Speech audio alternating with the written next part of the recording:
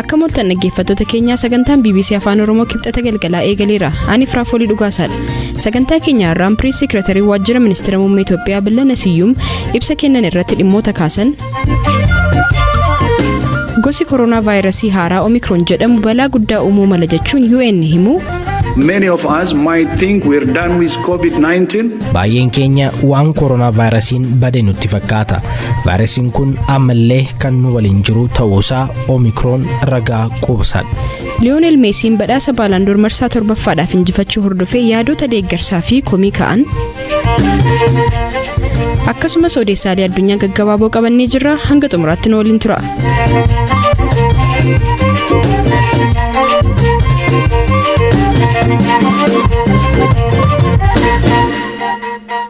Miseensonni TPLF US keessa jiraatan mootummaa karaa dimokiraatawaan filatame humnaan aangoorraa kaasuuf akka koran bira ga'u mootummaan Itoophiyaa hime.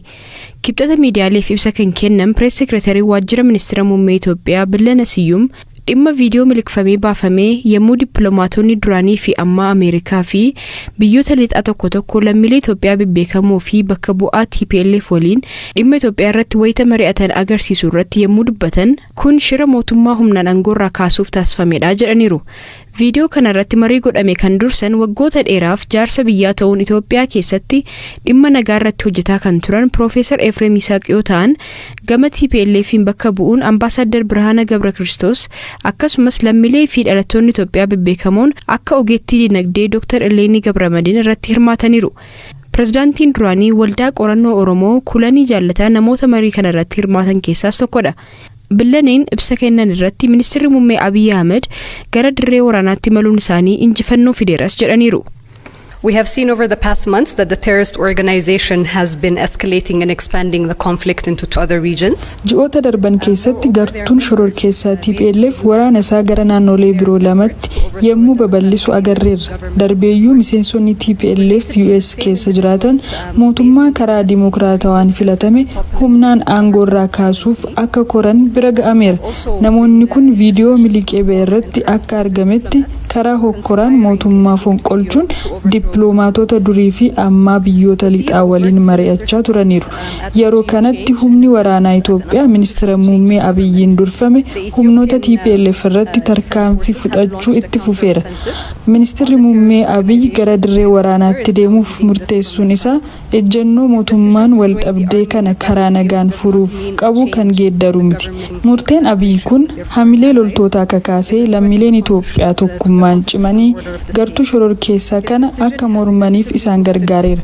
Guyyoota muraasa darban keessatti qofa bakkeewwan ijoo humnootni TPLF qabatanii turan kan akka Kaasagistaa, Cifraa Burqaam gadhisiisuun akkasumas naannoo Affaar bakka Millee jedhamu qabachuun meeshaaleen barbaachisoo biyyatti akka hin seenneef gochuun yaalii humnootni kun taasisan kuffisuun danda'ameera. Viidiyoon kun miliqee ba'e erga jedhamee booda qindeessaa walga'ii kanaa Profeesar Efreem deebii kennaniin rakkoo Itoophiyaa karaa nagaa furuuf yeroo garaagaraatti marii wal fakkaataa qopheessaa akka ture himuun viidiyoon ammaa kunis qaamuma kanaa akka ta'e ibsaniiru.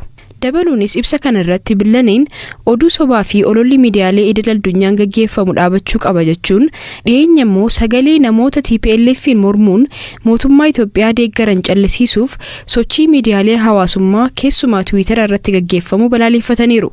On social media, miidiyaa hawaasummaa irratti keessumaa Twitter sagalee namoota Itoophiyaa deeggaruun soba TPLF oofuu fi miidhaa TPLF geessisaa jiru irratti beekumsa qoodan irratti xiyyeeffachuun fuula isaanii dhorkaa akka jiru ragaalee agarsiisan qabna.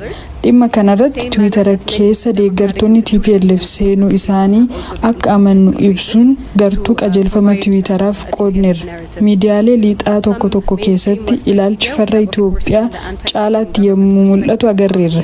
Hawaasa idila addunyaaf ergaan nuti dabarsuu barbaannu sochiin kamuu filannoo malee fi gartuuleen qindaa'ee hooggansa geeddaruuf taasifamu balaa kan uumuu fi kan hin milkoofne ta'uudha. Haaluma wal fakkaatuun waraana kaaba Itoophiyaatti gaggeeffamaa jiru irratti raayyaa ittisaa dursuun kan hirmaataa jiran ajajaan waliigalaa humna waraanaa Itoophiyaa fi Ministeerri Muummee Abiy Ahmed hidhattoonni TPLF waliin hiriirtan hundi karaa nagaatiin harka kennadhaa jechuun waamicha dhiyeessaniiru. Eeliyaas Mullugeetaa gabaasa dabalataa qaba. Adda waraanaa amma jiran irraa ibsa miidiyaalee biyya keessaaf kan kennan Ministeerri Muummee Abiy Ahmed waraana gaggeeffamaa jiruun diina isaanii mo'achaa jiru ibsan. Wanti guddaan diinni injifatameera. Hojiin nu hafe diina barbadeessuu fi bittimsuudha jechuun kan dubbatan Ministeerri Muummee Abiy milkaa'ina kutaa baha biyyattiitti arganne gaashanaattis ni daballa jedhan. Kutaa kaaba biyyattii gaara gaashanaatti dhiyoo jiru irraa ibsa kan kennan Ministeerri Muummee Abiy Ahmed har'a asii karoorsinee bor immoo gaashanaatti diina bittimsina jedhan. Haleellaan gaashanaa irratti gaggeessinu akkaan murteessaadha. Bakka diinni kisaaraa qaqqabsiiseef gatii isaa itti argatudha. Kana raawwachuuf karoora qixeessineerra loltoonni fi hoggansi keenyas qophiidha jedhan. Ministeerri Muummee Abiy qaamoleen isaaniin lolaa jiran namoota leenjii waraanaa hin qabne hiriirsuun badii lubbuu hedduuf sababa ta'uurraa akka of qusatanis dhaamaniiru. Kanaan dura dubbii himaan TPLF Getaachoo Raddaa gama isaaniin turtii BBC waliin taasisaniin namoonni mootummaan dirree waraanaatti ergaa jiru kanneen muuxannoo waraanaa hin qabne waan ta'aniif garmalee dhumaa jiru jechuun ibsanii turan. Ministeerri Muummee Abiy garuu ammas taanaan namoonni TPLF jala deemaa jiran hunduu harka kennuun dhumaatii lubbuu hambisuu qabu jedhan. Dargaggoonni Tigraay garee gara deemuu hin beekne jala deemuun lubbuun isaanii garmalee badaa jira.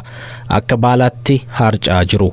Dargaggoonni kunneen injifatamuu hubatanii raayyaa ittisa biyyaa humna addaa milishaa fi uummatatti harka akka kennatan yoo akkasiin goone wanti tibbana ta'aa ture itti fufa akka baalaa harca'uun isaanii kan dhaabbatu miti jedhan. Haadholiin Tigraayis ijoolleen isaanii eessa akka jiranii fi akkamitti akka jiran hordofuu qabu jedhan Ministeerri Muummee Abiy. Nuti kan feenu nagaadha kan jedhan Ministeerri Muummee Abiy garuu kan biyyatti dhufeef ammoo duubatti hin jennu jedhan. Hamileen loltootaa cimaa waan ta'eef yeroo gabaabaa keessatti adda waraanaa kana goolabnee gara adda waraanaa birootti darbina jedhan. Ministeerri Muummee Abiy Ahmed jalqaba torban darbee gara adda waraanaatti maluun qaamaan waraana akka hoogganan erga ibsanii booda miidiyaatti mul'achuun adda waraanaatti milkaa'aa akka jiran himanii turan.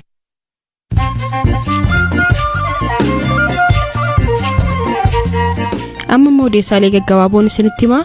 Yuunivarsiitiin Gondar Dooktara kabajaa Dooktar Leenii Gabramadiniif bara 2005tti kennee kan ture haquu isaa beeksise. Dooktar Leeniin viidiyoo dhiyeenya miliqee bee jedhame irratti hirmaachuun yaada olaantummaa garee tokkoo mul'isu dhiyeessaniiru jechuun yuunivarsiitichi murtee kanarra ga'uu isaa fuula feesbuukii isaa irratti galgala kana maxxanseera.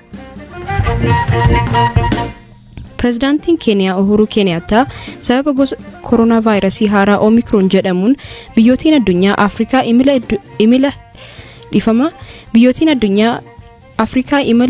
idil addunyaa irraa akka hin dhorkineef gaafataniiru. Biyyootiin akka US, UK fi biyyoota miseensa gamtaa Awurooppaa 27 ta'an keessumaa biyyoota kibba Afrikaa keessa jiran irratti dhorkii imalaa kaa'aniiru. Lammiin Kooriyaa Kaabaa mana hidhaa Chaayinaa keessaa miliqee ture barbaacha guyyoota 40 booda poolisiin to'atame. Namichi umurii ganna 39 miidiyaa Chaayinaatiin Shu Shaijin jedhamu waamame kun bara 2013tti Kooriyaa Kaabaatii boqachuun erga Chaayinaa seenee booda yakka raawwateera jedhamuun hidhaan akka adabamu irratti murtaa'e. Miseensa paarlaamaa Niwuziilaand dilbata darbee ciniinsuu wayita ishee eegaletti saayikilii ishee uffattee hospitaala geessee sa'aatii tokko booda da'uun ishee dhaga'ame. Dubbiimtuun dhaaba siyaasaa Green Party kan taate Julie Anne Genter waggaa 3 durallee mudannoo wal fakkaataan lukaan gara hospitaalaa deemtee da'uu ishee himteetti. Dhalataan Indiyaa Paral Agawal hoogganaa olaanaa Twitter ta'uun muudamuu isaaf biyya dhaloota isaatti leellifamaa jira. Oduun har'aaf qabadhe kanuma.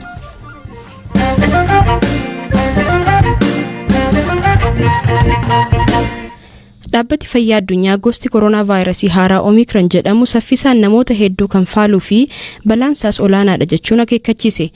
Jaarmiyaan fayyaa kun ibsa wiixata kaleessa baase keessatti vaayirasiin kun ammatti biyyoota muraasa ammoo guddaa hubuuf jira jedheera. Gabaasa guutuu waa'illi koo Eliyaas nutti hima. Another reminder that although many of us might think we're done with COVID-19, it's not done with us. Baay'een keenya waan koronaa vaayirasiin bade nutti fakkaata. Vaayirasiin kun ammallee kan nu waliin jiru ta'uusaa Omikron ragaa quubsaadha jedhan. Hoogganaan dhaabbata fayyaa addunyaa Dr. Tedros Adhanom rakkoo haaraa dhalataa deemu kana qolachuuf biyyoota hiyyeeyyiif talaalliin kennuun dursa argachuu qaba jechuun irra deebiin waamicha dhiyeessan. COVID-19 ammallee nu faana jira hin golabamne jedhan. Akaakuun vaayirasii kun jalqaba ji'a kana Afrikaa kibbaatti mul'ate vaayirasii balaafamaa fi deebi'ee nama qabu ta'utu barame. Afrikaan kibbaa vaayirasiin kun mul'achuu daftee waan beeksifteef jajamteetti. Vaayirasiin Omicron jijjiiramuun akaakuu haaraa uumaa deemuun kan beekamudha. Hedduun isaanii tatamsa'ina vaayirasichaa daran kan hammeessanidha jedha WHO. Dr. Tedros ibsa wiixata kaleessaa keessatti akka dubbatanitti saayintistoonni addunyaa hedduun akaakuun vaayirasii kun daran tatamsa'uu fi talaallii kennamaa jiru irratti dhiibbaa inni qabaatu qorataa jiru. Akaakuun vaayirasii kun hanga yoonaa Kanaadaa, UK, Portugal, Belgium fi Netherlands keessatti argameera.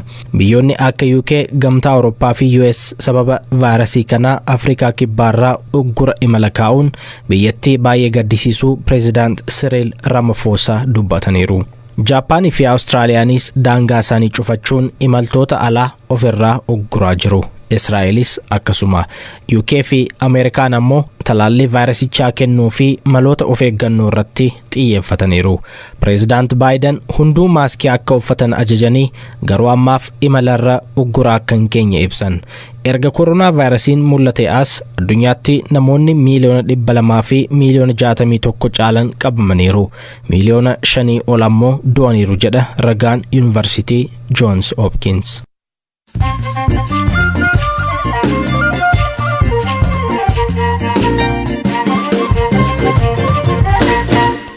Gabaasa keenya xumuraan Lionel Messiin badhaasa Ballon d'Or marsaa 7ffaadhaaf injifachuu hordofee deeggartoonni kubbaa miilaa gariin akka gaariitti wayita simatan kaan ammoo lakkii badhaasi kun kan malu Robert Lewandowskiifdha ture jedhu. Taphataan sarara fuulduraa Paris Saint-Germain fi Argentina Lionel Messiin badhaasa kana marsaa 7ffaadhaaf injifachuudhaan rikoordii qabateera. Elias Mulugeta. Lionel Messi. Lionel Messi. Waancaa Koppaa Ameerikaa biyya isaa Arjentiinaaf, Baarselonaadhaaf galchii 28, Paaris Saint-Germainiif 4, garee biyyoolessaa isaatiif ammoo galchii 8, waliigalatti gooliiwwan 40. Kunneen milkaa'ina Lionel Messi bara 2020 keessa galmeessedha. Kanumaafis kubbaa miilaa keessa badhaasa isa guddaadha jedhamu Ballon d'Or moote.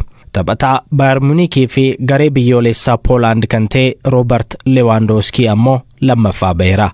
Taphataan sarara gidduu Chelsea fi garee biyyoolessaa Xaaliyaan Jorginhoon sadaffaa yoo ba'u, taphataan sarara fuulduraa Real Madrid Karim Benzema ammoo afuraffaa baheera. Badhaasni Ballon d'Or bara 2020 sababa koronaa vaayirasiitiin qaamaan kan hin adeemsifamne ta'ullee badhaasa baranaa kana irratti garuu gaazexeessitoonni kutaalee addunyaa garaagaraa irraa 180 ta'an filattoota ta'uun hirmaataniiru. Messi fi Cristiano Ronaldoon erga bara 2008 haga 2019 badhaasa Ballon d'Or dabareen injifachaa turan. 2018 keessa garuu taphataan sarara gidduu Croatia Luka Modric gidduutti badhaasicha injifatee ture. Sagantaa badhaasa Paris du Châtelet gaggeeffame kanarratti argamuunis asitti irra deebiin argamuun koo waan raajidha jedhe Messiin. Taphataan lammii Poland lammaffaa ba'e geessa umriinsaa waggaa 33 Lewandowskis jechoota gaggaariidhaan jajuudhaan ibseera Messiin. Isa wajjin ka'uun kabaja akka ta'e Robertitti himuun barbaada. Bara darbee badhaasicha injifachuun isaaf mala ture jechuun dubbate Messiin. Lewandowskiin 2020 dorgommiiwwan hundarratti Bayern Munichiif goolii 53 lakkoofseera. Sagantaa badhaasaa kana boodas namoonni fi kilaboonni hedduun yaada isaanii kan barreessan wayita ta'u, kilabni isaa Bayern Munich akkas jedhee tweet tolche. Lewandowski ati ammallee nuuf taphataa qaaliidha. Egaan dhaggeeffattoota keenya sagantaa keenya kibxata galgalaa kanumaan goolabneerra. Odeessaalee haaraa fi kan biroo dabalataa argachuuf marsariitii fi fuula feesbuukii keenya daawwadhaa. Sagantaa har'aa kan isiniif dhiyeesse ani Firaafoolii Dhugaasaadha. Boru odeessaalee biroo walitti deebinaa halkan gaarii.